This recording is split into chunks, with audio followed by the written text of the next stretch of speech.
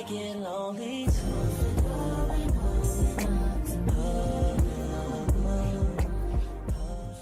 Hi, welcome back to my YouTube channel. I'm Cersei. I do makeup and nail content. If you want to take a look at the makeup content, we'll link that down below in the description.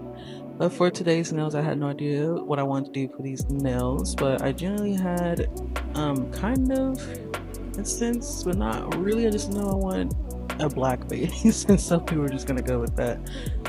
So naturally, I just went with that anyways. I did want it to look a little weird, not futuristic, but just a little weird, and honestly, just kind of like an alien. I just knew that I ended up seeing a black base with white dots on it, but I didn't want the dots to just look like white dots on there. So I tried to figure out a way to make the dots look not super like noticeable, that they're just dots. So I ended up just going with a base overall because I knew if I just put it on a base with it not being cured, it would just naturally bloom, because I don't have any blooming gel. So I am just making it work as we go. At the end, I know for sure that I wanted to do a chrome as well, so if it looks a little green, like a neon green at the end, it's not supposed to be neon green, but things happen.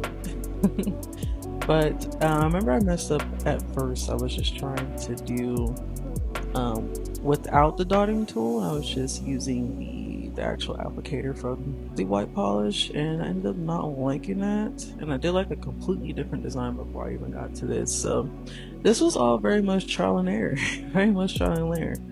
I did keep layering the white on top of it and just making sure that it just kind of spread it by itself and had a little spread effect, but I just was not doing that.